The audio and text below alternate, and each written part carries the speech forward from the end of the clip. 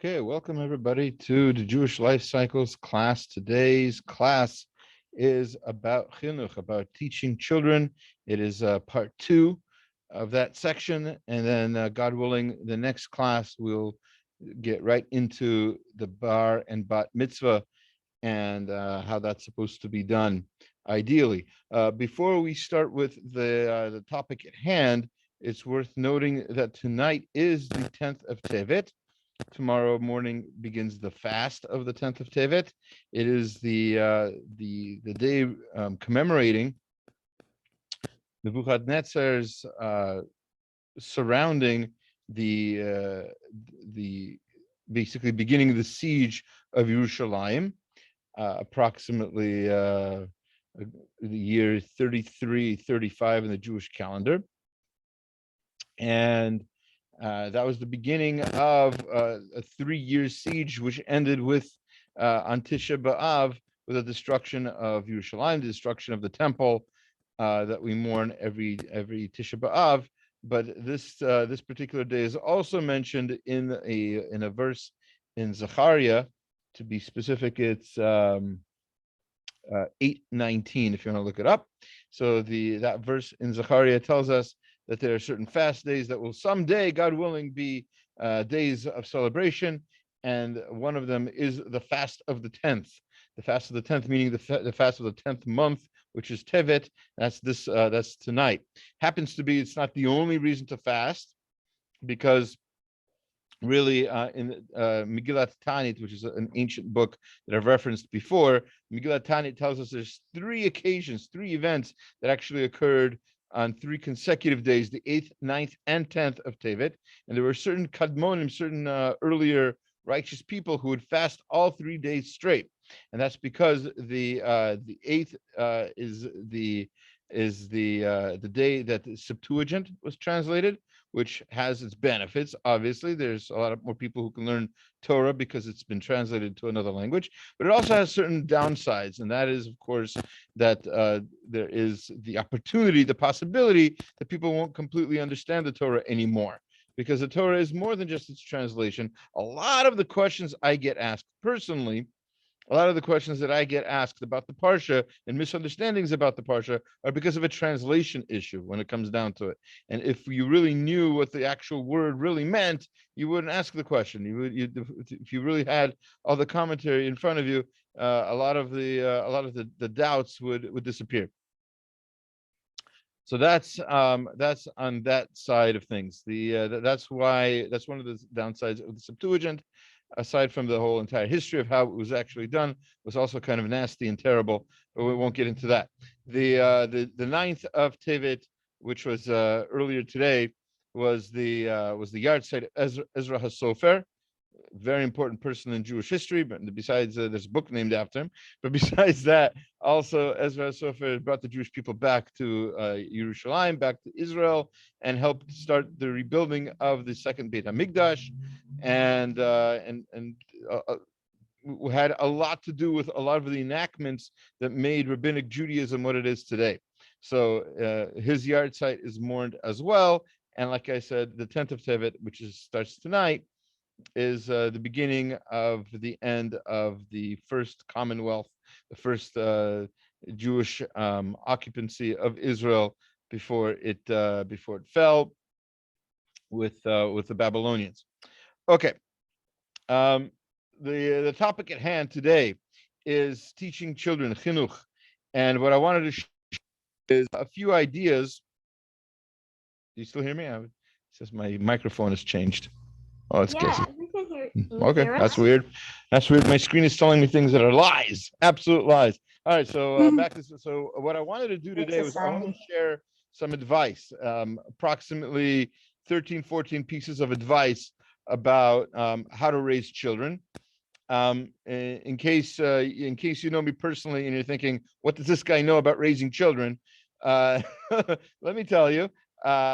Besides being involved in education, being a teacher, and besides having children of my own, Baruch Hashem, I've also, I've helped other people, I've advised people on how to raise children, and I've gotten a lot of advice from wiser people, much wiser than me, people who really know how to do it. So I'd like to share that advice with you. Uh, I don't have the sources for everybody. So in case you're under the impression that this is my advice to you, this is very general advice, but it all comes from other people besides me. And again, I'd like to share it with you today. And we're going to go in order, this weird order that I came up with, which really has nothing to do with priorities, maybe, but it has to do with just an easier way to sort of remember them. If you're taking notes, I recommend it. If you're not taking notes, try to remember as best you can. Number one rule in raising children, as far as I'm concerned, number one piece of advice: be honest. Be honest about everything. Never lie to your children about anything. I say this because I don't know if you know this, but we're in the time of the year when some of the Gentiles around us have stories that they tell their kids about Santa Claus, about the Tooth Fairy, about if you don't behave, some big fat man who rides a flying reindeer is going to come not give you presents or whatever under your magic tree that sprouts presents. But all these things are lies. Even they know this. And I mean, unless you're like a 6-year-old Gentile, you probably know that that there's no such thing as Santa Claus. And I saw recently that somebody posted that we Jews were not given enough credit for not breaking the secret when we're 6-year-olds. 6-year-old Jewish children know there's no such thing as Santa Claus, and we're so good about keeping this a secret. We don't even tell the Gentiles around us. So this is a wonderful thing, I'm sure. But the fact is, we don't lie. I was very careful about this myself. If you're asked a question, you don't know the answer, you tell them honestly, I don't know the answer. You want to have an aura in your house of honesty. You tell them, I'm going to pick you up at 5 o'clock. Okay, so you can be a little bit late. Things happen. You can explain yourself. But if you can't be there at 5, and you're going to be there at 6, and you know it from the get-go, and you're lying to them and telling them you're going to be there at 5, this is a very big problem. They lack a trust in their parents. It's going to be very hard to train them in anything. And even whatever you did train them in successfully, or so you thought, when they get older and they look back and say, wait a minute, but why did I trust this guy? Why did I trust this parent? He was a liar all the time, or a liar even sometimes. You want to be a reliable source. You want to be honest as possible with your children. When I say as possible, it's because sometimes certain situations come up when a certain white lie might be appropriate. You don't want to expose your children to certain negative things or ideas too early, when they're not mature enough to get them yet. So you tell them some other story or something like it, but be as honest as possible. So, for example, let me just easiest example, probably one of the least comfortable ones, but children very, very young, at a very, very young age, are going to ask you where they came from.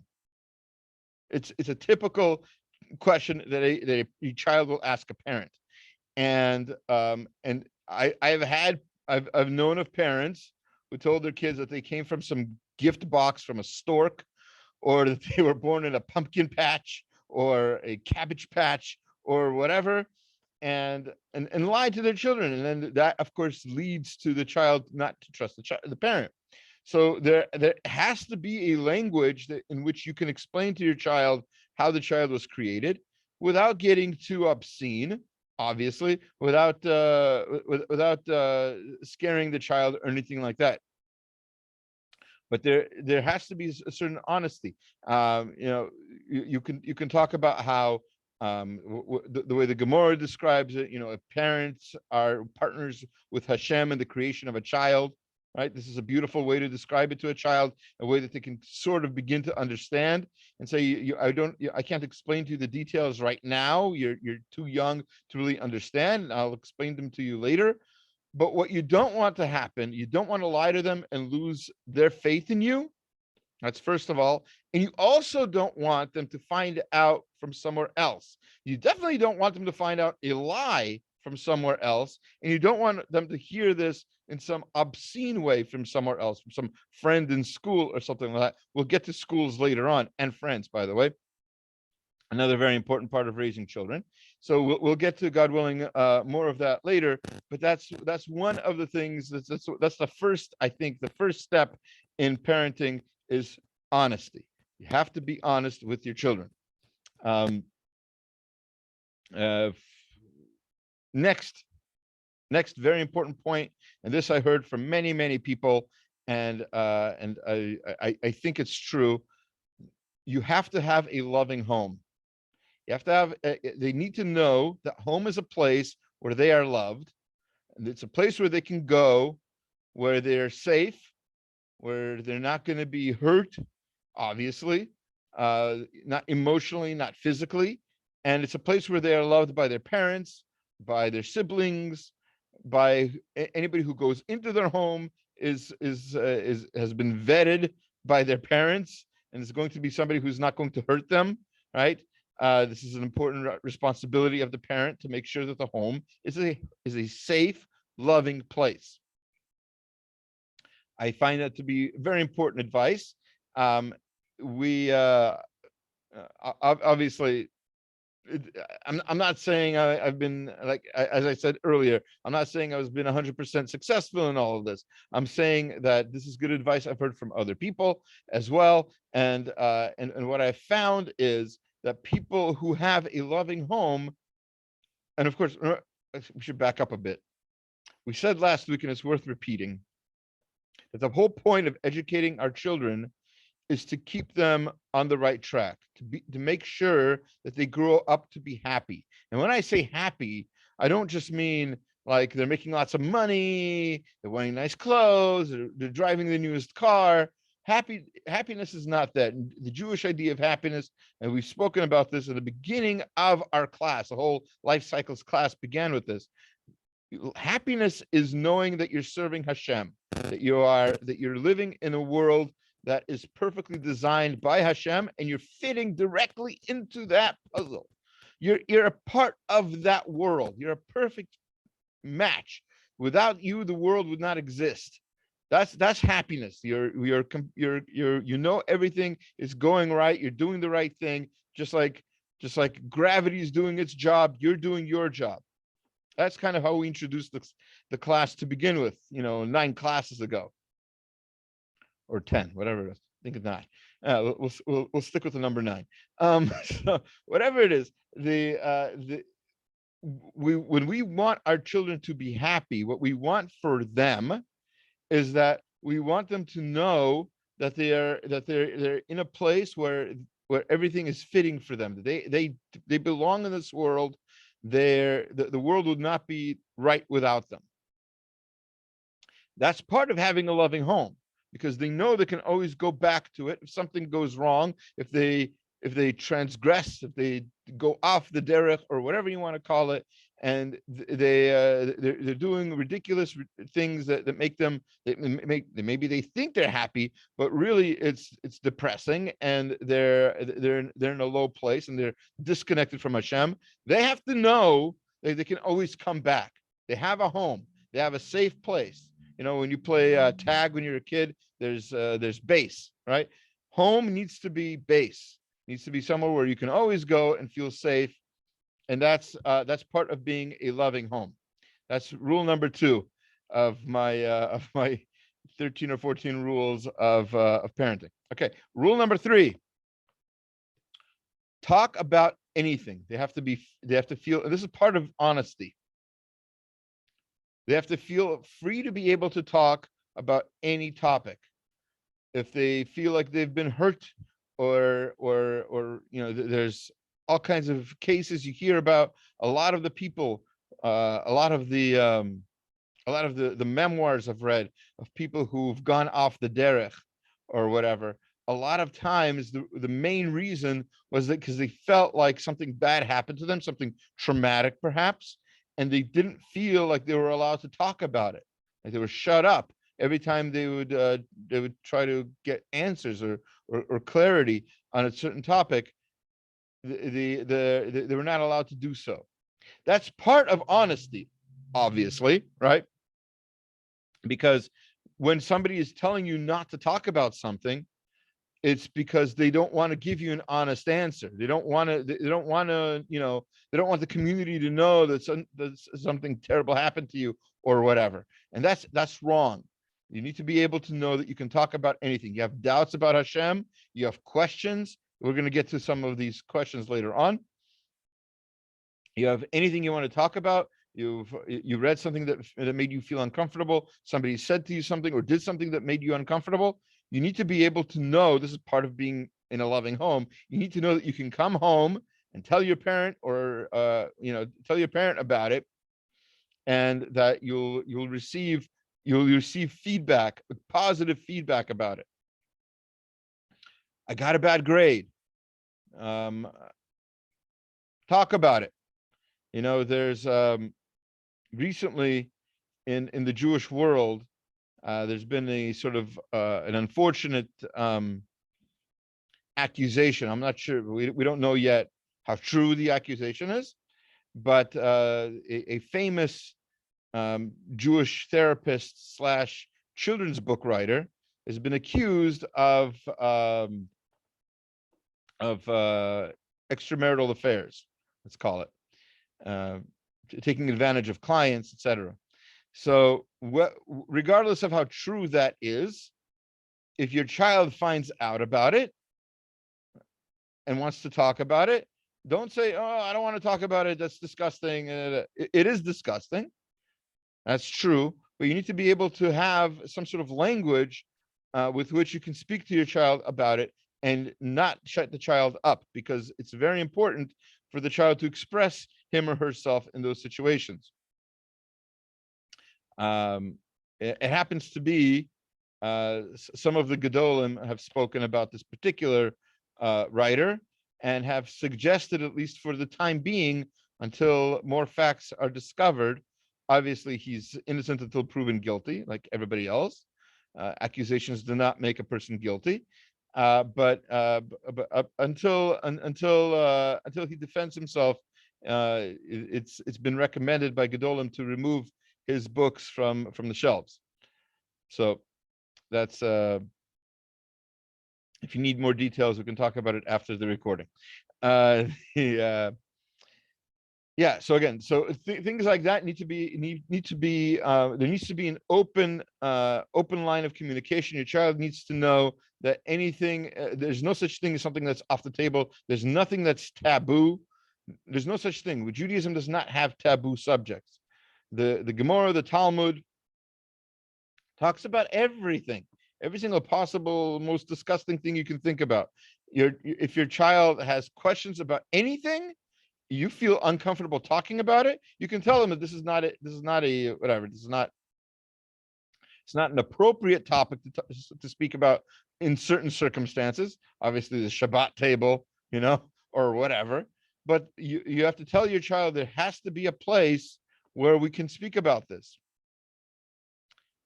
That's very important. Rule number 5 in what I've learned, and I've spoken about this a little bit in the last class, but to be very, very give some examples here today, you have to personalize your child's education. Each child is very individual. Those of you who know my family know that we have an artistic one. We've got more than one, probably. We have literary children. We have musically inclined, artistically inclined, all kinds of different personalities.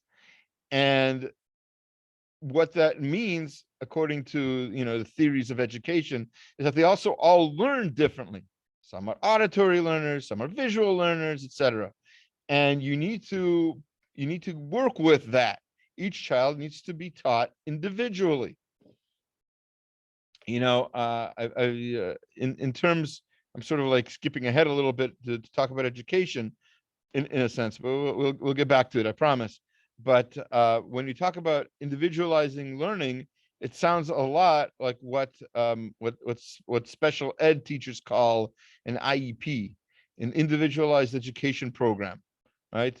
So in public schools and in private schools, when a child needs special help, needs more detailed help, they have a meeting with the professionals and the teachers and the child, the parent, right? And everybody gets together and they talk about how can we individualize the education of this particular child to make sure this child learns to the best of his or her ability.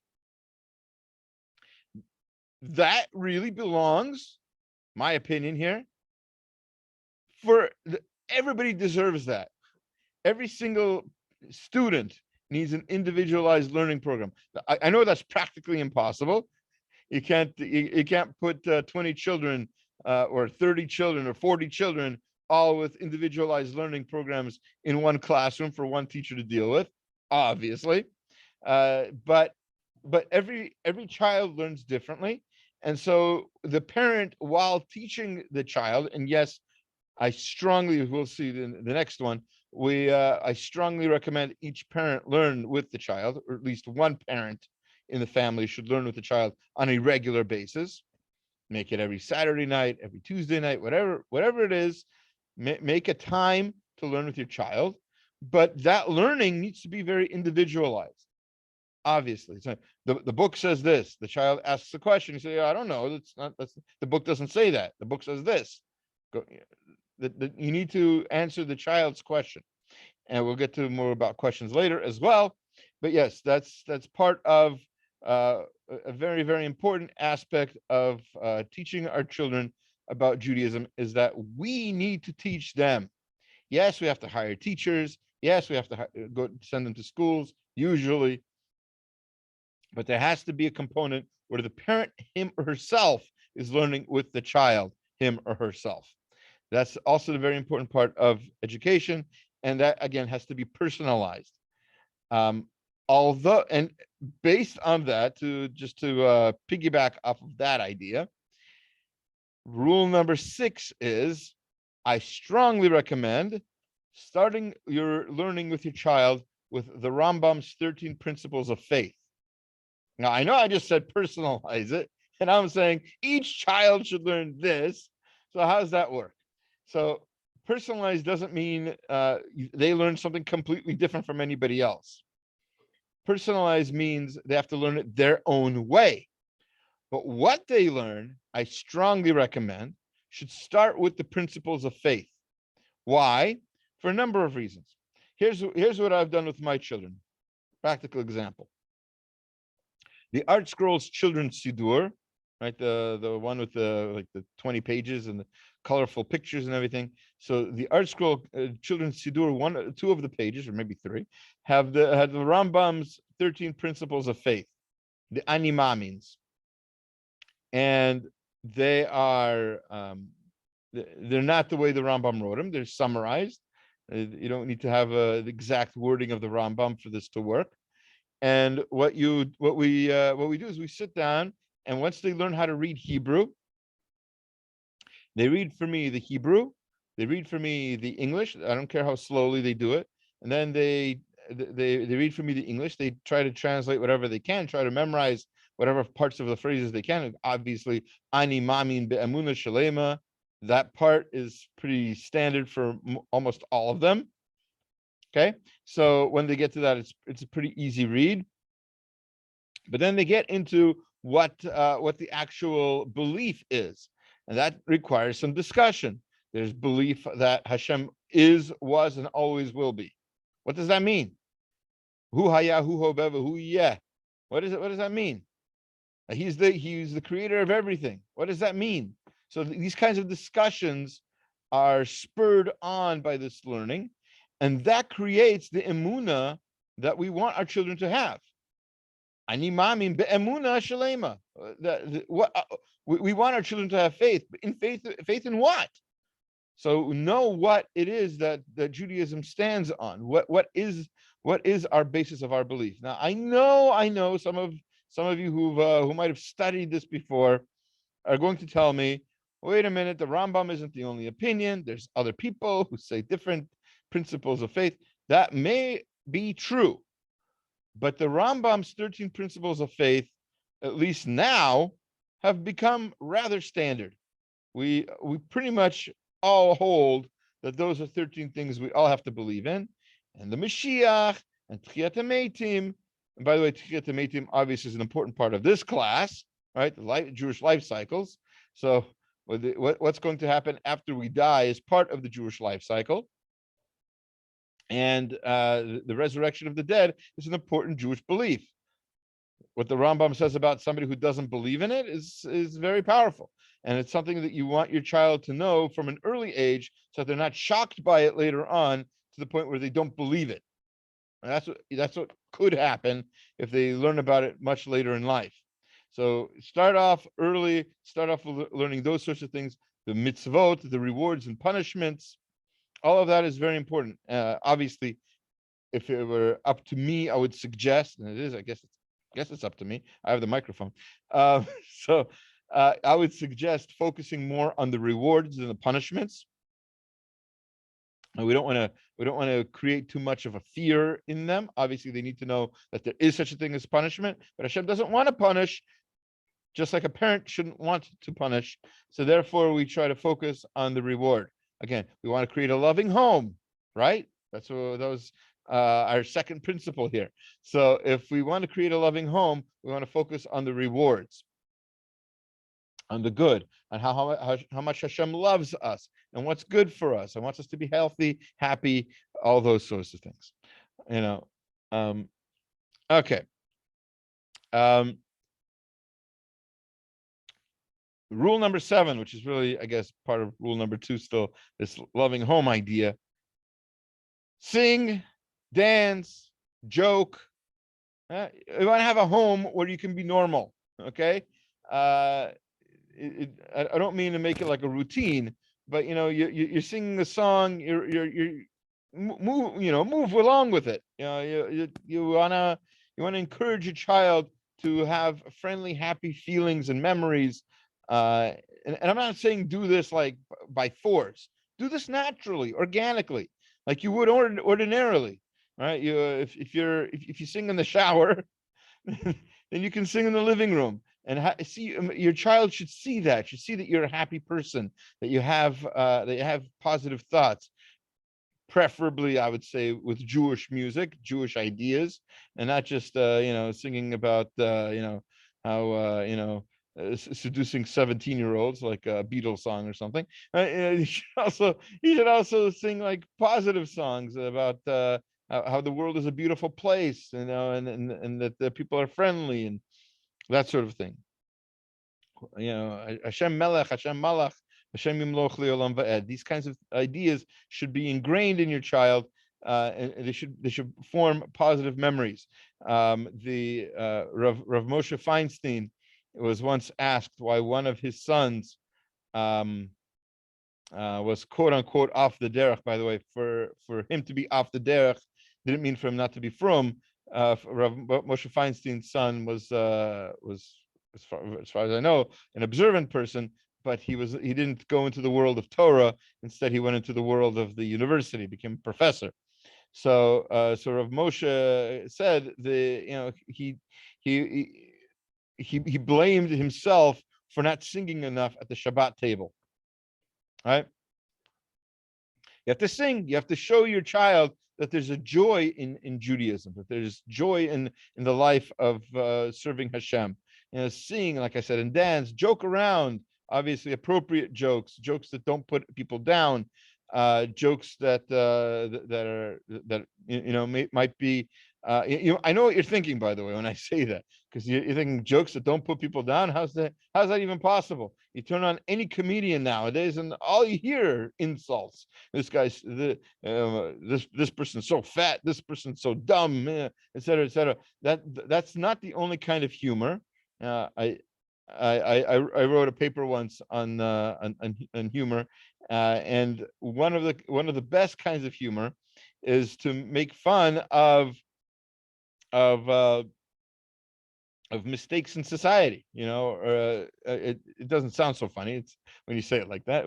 In this kind of environment, it's not a funny thing, but to make fun of foibles of people who make mistakes, so that to avoid people making mistakes in the future. Obviously, not to use individuals, lashon hara, is something like that. That's also not going to create that loving environment that we want.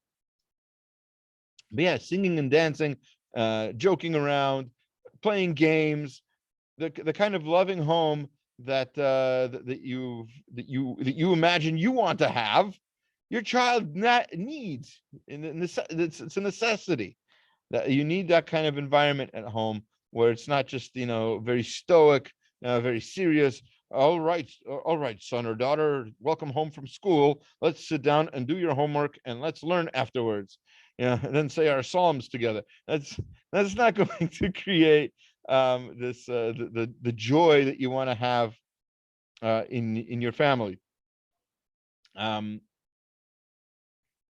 8, encourage chidushei Torah.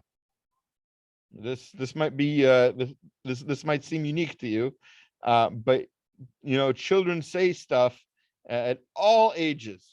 At all ages, they'll say ideas that they came up with on their own in the Torah. Right? Besides the questions that they have, which is very enlightening too, they sometimes come up with answers. They come up with their own ideas, their own chidushim, and we have to encourage that. I've heard people say,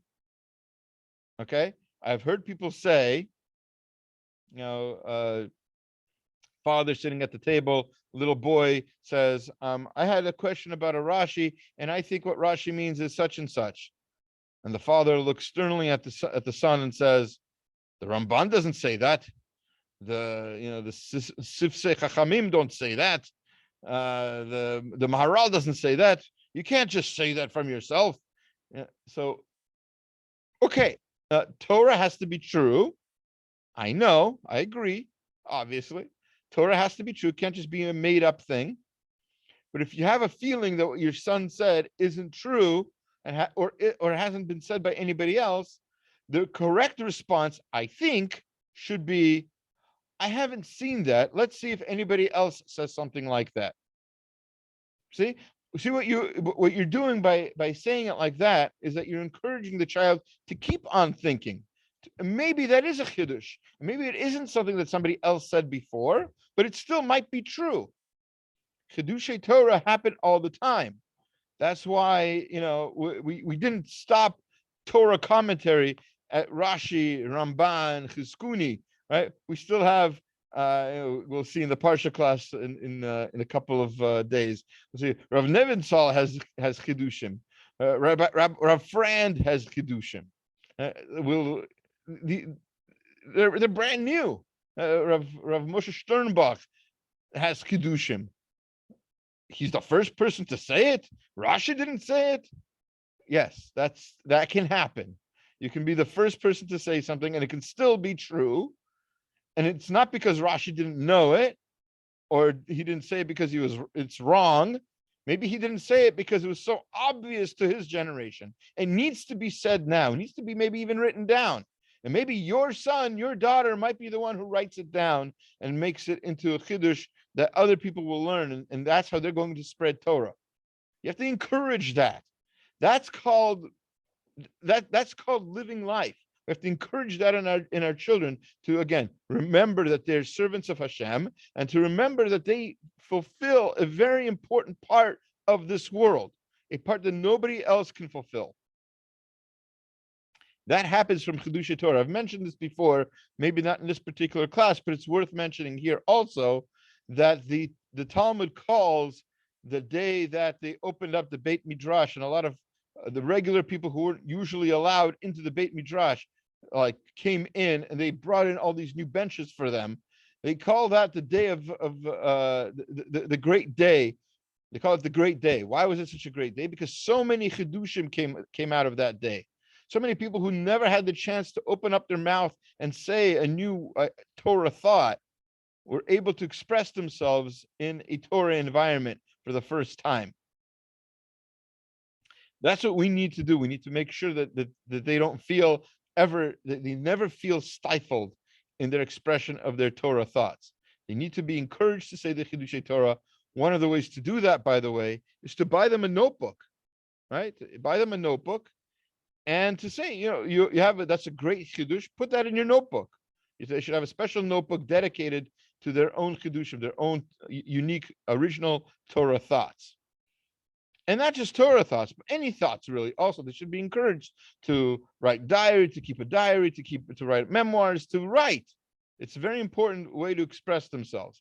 And in particular, we're speaking about Torah. Torah is something that needs to be written down in order to keep it alive and keep it fresh. The Torah is a living Torah. It's alive inside each one of us, and we all have something to contribute to Torah. I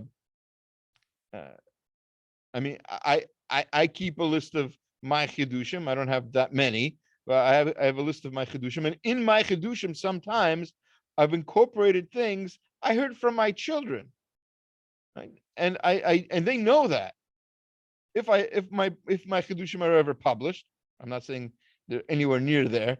Be a very thin pamphlet, like famous Jewish athletes in the airplane movie, right? So, so if I ever publish a list of my own chidushim, my children's chidushim, they know will be in there because their names are there.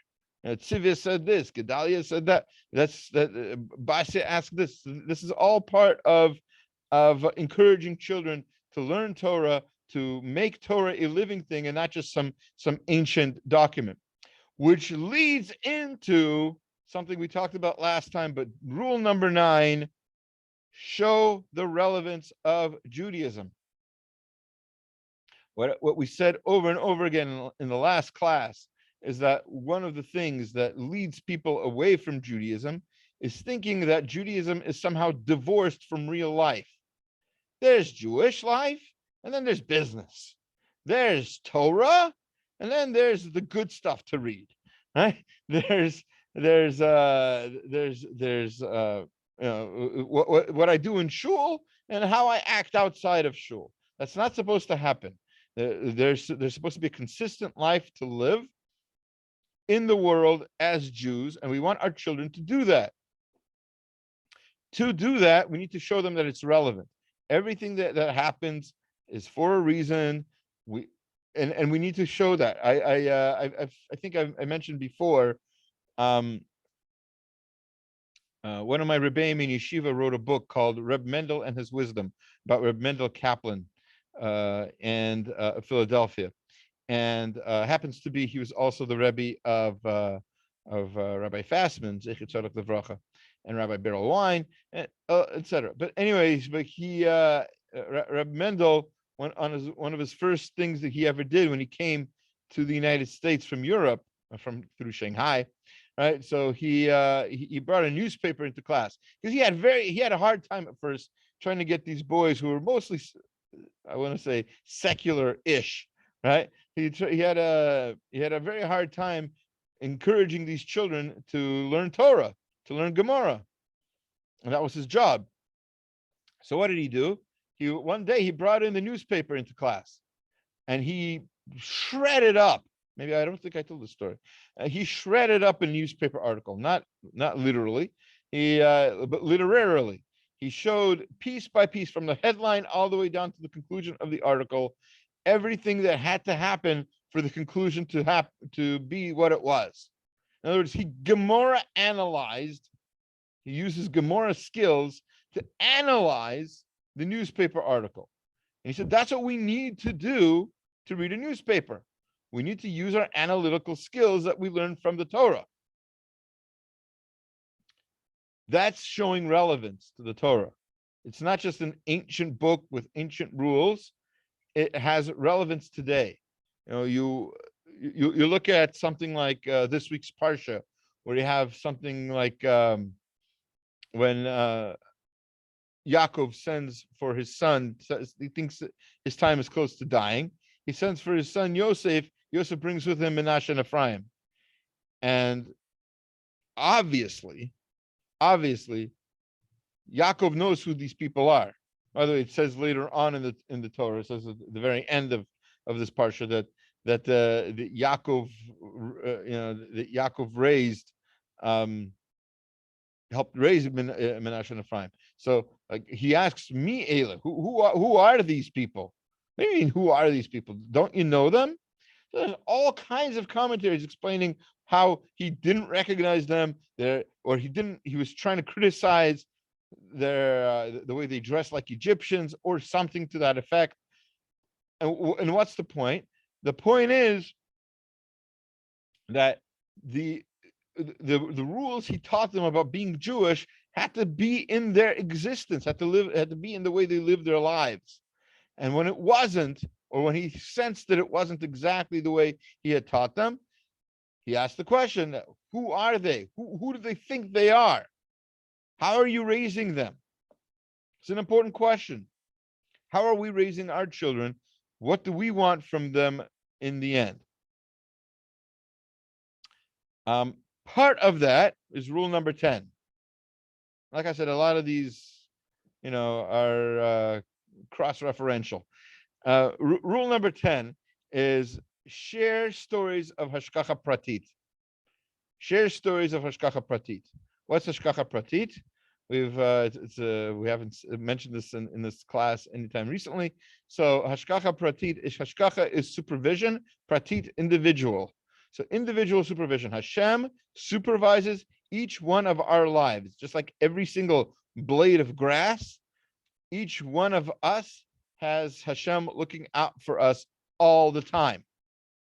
And sometimes you notice it. Sometimes you have like incidents where something happened in your life where it's like it's obvious Hashem led you to this particular place at this particular time. If you one step more and you would have been hit by a car, one step less and you would have missed your train. Right? All kinds of stories like that happen on a regular basis. I've mentioned before, again in another context, that one of my rebbeim in yeshiva had us keep a journal for like a week. He said, just a week, keep a journal every single day. At the end of the day, think back on your day and think of something that happened that was hashgacha pratit. And you'll always find, and every day I thought I wouldn't find anything. And every day I found something. There's one particular day, I think I've said this story before again in other contexts, but it's a great story. It's worth, I think it's worth repeating. There was one time when I was, I had a job while I was in yeshiva. I had a very, very part-time job, like 2 hours a week part-time. A very, very part-time job working in something called a tape library. The technology here is way out of our league anymore. But a tape library was for commuters, people who commuted from where I was in yeshiva in Muncie to the city in New York. They would commute and they would listen to Torah on the way, and they would listen to tapes.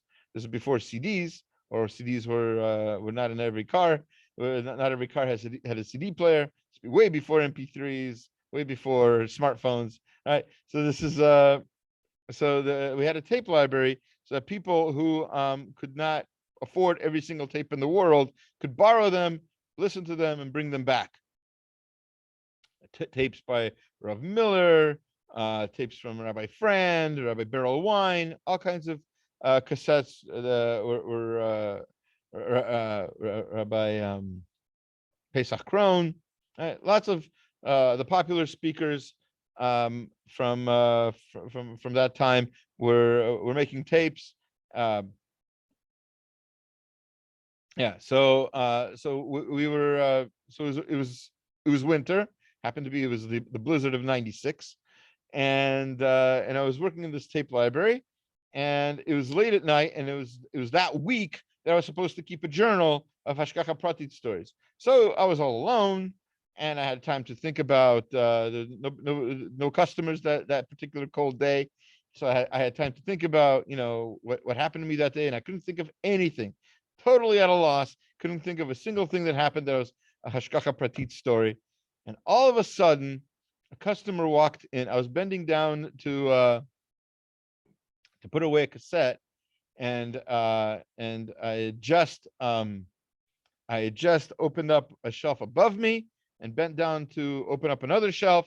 And as I bent down, a customer opened the door, and a gust of wind, like 40-mile-an-hour wind, went into the store and slammed that cabinet shut, the cabinet right above my head where I just bent down from. If I had not bent down that second, I don't know if I'd be here right now. It was it was it was instant.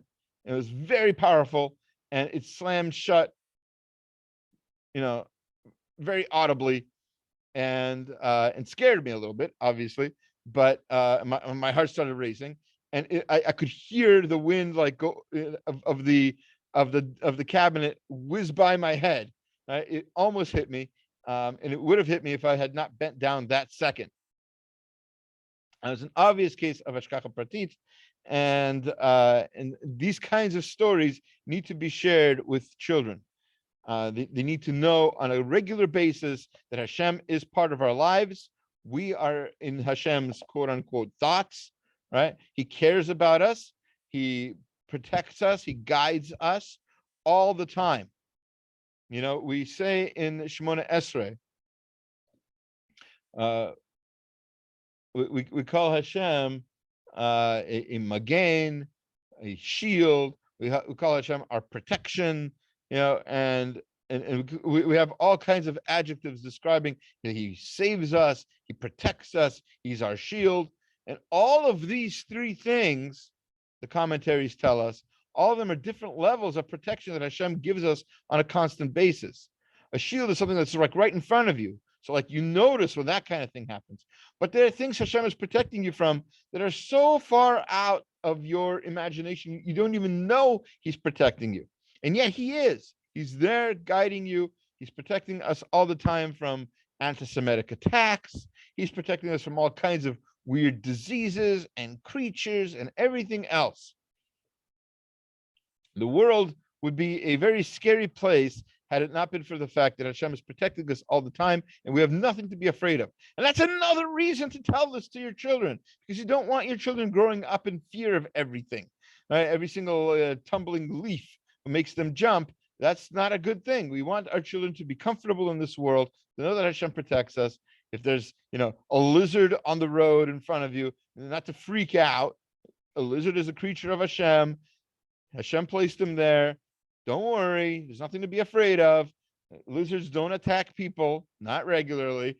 And so they're more afraid of you than you are of them, for sure. Right? You're hundreds of times bigger than them, and you can actually harm them, and they can't harm you, etc., etc. These are kinds of things you need to teach your child to make sure that they live a good, normal, healthy life. All right, rule number 11. To paraphrase a famous politician, you need to speak down to earth in a language that everybody can easily understand. What do I mean by that? I mean, don't speak to your child mysteriously, Kabbalistically, all weird and without really communicating your ideas, roundabout, beating around the bush and that sort of thing. Why would parents do that? I don't know, but I've seen it done. Parents often are very, they don't really communicate very well with their children, and they need to. I'm not sure if this is an aside or an example. It's not an example from real life. It's an example from literature. I hope you don't mind. I was listening to a conversation between an adult and a child recently about Harry Potter. Okay, and the child was my child, and my child admitted to this adult, told this adult that my least favorite character in Harry Potter is Professor Dumbledore. There's a shock to this adult. Why? He's the hero. There's a whole sequel now being made of his life. He's an important character in the Harry Potter series. And I said very clearly, I don't like Dumbledore because throughout the series, he knows things, little secrets that would really help the main character, the title character, would really have been helped out a lot if you would just open his mouth and tell him something. Now, I understand there's such a thing in literature called plot armor, okay? Which means, if it wouldn't make much of a story if the story would have ended after the first 2 pages if certain characters would act in a certain way.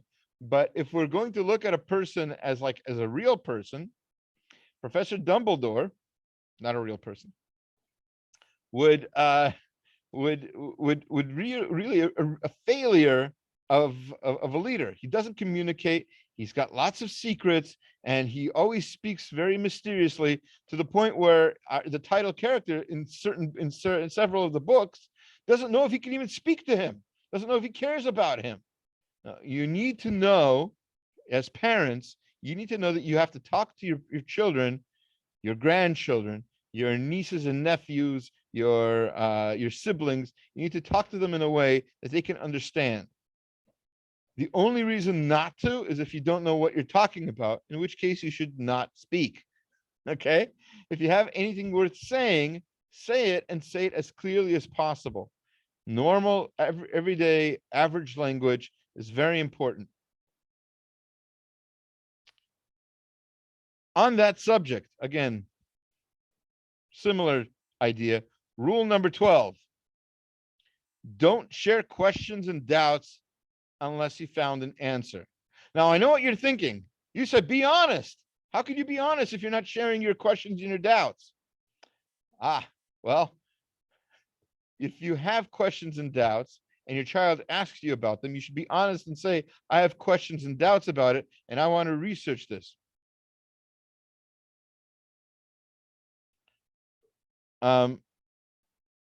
But you don't want to share your questions and doubts if you're not doing the effort necessary to find the answers for yourself. You just have these questions and you're not really looking into the answers, or you might know the answers, but you're speaking so mysteriously, as I just mentioned, that you're not giving your child the answers. I know somebody, I'm not going to say who. I'm pretty sure nobody on the call right now knows this person, but who knows? There's a person I know who is not observant, but whose father was observant, and the reason he's not observant is because his father would share lots of the questions of the Gemara with him without giving him the answers. So when he thought back on Judaism, what was Judaism? Judaism is just a ball of questions, a ball of doubts. There's no figuring it out. There's this opinion and there's that opinion. So it's any man's word.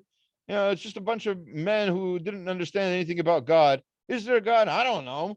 There's 2 opinions on the subject. That sort of thing. God forbid.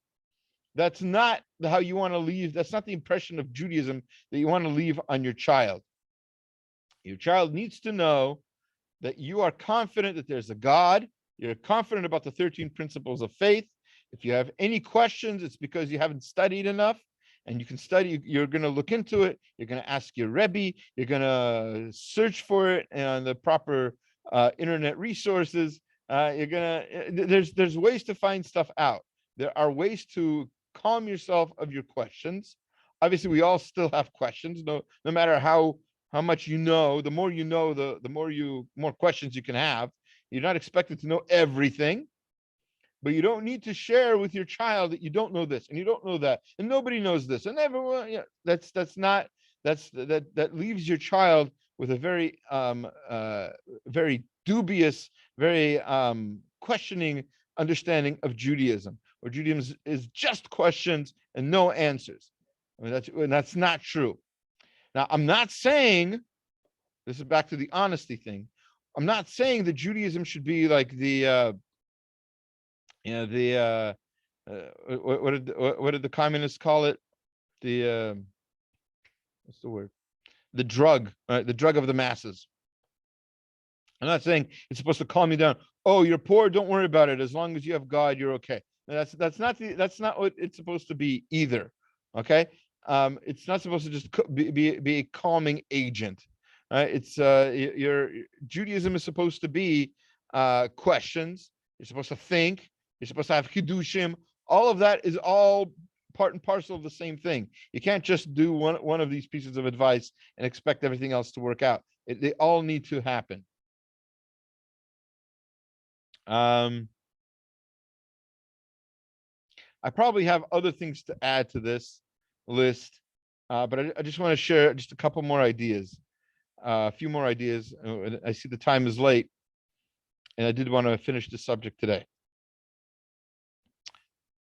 I'm personally against the idea of helicopter parenting, but on the other hand, I'm against laissez-faire parenting as well. So what are these two things? So helicopter parenting is what they call when you're always over your child. You're always like sort of lording over the boy or girl, telling them what to do, what not to do, how to dress, and everything else. Obviously, we want our children to have some individuality. We want our children to be as independent as possible, as early as possible. But on the other hand, we shouldn't just like let them, grow with the trees in nature. They need to be molded. They need to be planted, and they need to be built. So on both fronts, you need to watch them, but not as a helicopter, but sort of at a distance. An example of this would be walking on the street. Yes, at a certain age, obviously, when they walk on the street, they need to hold your hand. But as they get older, they can walk without holding your hand. And as they get older, they can walk ahead of you or behind you, but you have to watch them to make sure that they're following the rules of being a proper pedestrian. Looking left and right before crossing the street, being careful where they're walking, where they're stepping, etc., etc. Not yelling at them all the time, but being aware. The best thing to do is sort of to be aware without them knowing that you're aware, right? To let them feel like they're being independent, and that's the best way to teach them. Okay. Next, dignity. Bob Dylan has a song called Dignity. It's all about how there's hardly any dignity left in the world. The idea of tzniut, the idea of proper dress, proper decorum, all of that, a lot of that has to do with dignity. A child needs to know that he is a ben melech, that she is a bat melech, and they can't just be playing in the mud outside the palace. They have to know that they have a greatness within them. They are of the chosen people. They are Jews. They should be proud of that, and they should know that there's responsibilities that come along with it that deserve a certain greatness. I remember seeing one of my children. There was a very little soda left in the bottle.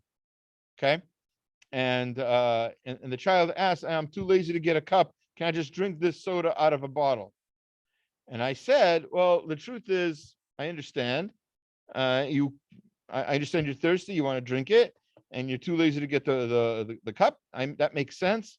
The only problem is, would you expect the princess? Would you expect the queen to drink out of the bottle?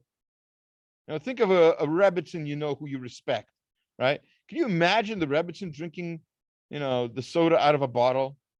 Is that the dignity that you want to express about yourself? So we want to encourage that in our children. And the last rule, last but not least, is tefillah, daven. We have to pray. None of these things work without prayer, because no matter how great you are, how great of a parent you are, how understanding and sensitive and loving and everything else, no matter how much you follow these rules or any other set of rules that you might have heard, says Rav Wolbe in the book that I brought up last week, Planting and Building, it is possible that prayer is the most important ingredient for a successful education. We are deceiving ourselves if we think that our children's future rests in our hands alone. Everything depends on the Holy One. However, our children have been deposited with us, and we must do everything we can for our precious trusts, including praying for them frequently. Prayer is that important. It's not going to work without prayer, and even with prayer, sometimes it doesn't work. It's a very scary thing. The subject of schools and friends is too big of a subject to say in a minute or two. Suffice it to say, for today's class, I wanted to start with bat mitzvah next week. You know what? I think without going into too much detail, I think I think I can say this: schools and friends need to be chosen by parents as much as possible. Obviously, as children get older, they choose friends who you may or may not like. You need to discourage unhealthy relationships. And in terms of schools, the school to choose for your child is a school that encourages all of these things we talked about. It's a loving place. It's a safe place. There's no bullying going on. They're encouraged to ask questions. They're given good answers by knowledgeable people. If you find that they're not given answers, or they're told to be quiet every time they ask a question, that's the wrong school for your child. There are situations where, and this is, I'm going to go on a limb and say something possibly controversial. There are situations where it's probably better to homeschool your child than to send them to a school where they don't get the kind of attention they need. There are people I know who need, their child to have special ed programming, and if the Jewish schools don't offer it, they go to the non-Jewish schools. It's a very dangerous thing. It's unless you're very, very confident in your ability to teach your child Jewish ideas that we've talked about in Torah and in a loving, beautiful way, it's going to be very difficult to have this child live a Jewish life after school. It's going to be very irrelevant to them. It's going to be very foreign. It's going to be the exact opposite of everything they're learning in public school. The 13 principles of faith, forget about it, right? Almost none of them exist in a public school setting, except maybe reward and punishment, right? So, and definitely not a holy reward and punishment, and definitely not by some divine invisible being. This time of the year, especially, they're going to get inundated with holiday stuff, holiday music, which everybody's talking about how this is the beginning of the holiday season, whereas, as you know, for us Jews, it's the end of the holiday season. The holiday season's over unless you're counting the 10th of Tevet, right? So it's not the holiday season. New Year's doesn't mean anything to us, et cetera, et cetera. These are all things that are going to be very hard to teach your child if they're going to a public school. If there's no Jewish schools available, you have to be the Jewish school for your child. And even if there are Jewish schools available, but if they're not giving them the kind of education that we've been talking about just today, it's going to be very rough for them to properly learn Judaism in a way that is going to keep them Jewish in the long run, especially once they get into other schools, high school, college, et cetera, et cetera. It's pretty much a done deal by then. There's going to be very little chance of that, especially nowadays. Like I said, there's a lot more to say on education, but that's really the gist of it. Education is only one part. The public education, private education is all just one part of teaching your child, which really needs to stem from the parents. That's your responsibility. Now, obviously, you have to choose the right schools if they are available. Otherwise, it's all on you. All right. With that, I know we went over time. I apologize. I'm going to stop the recording and stop the live feed from Facebook. And if there's any questions, feel free to ask.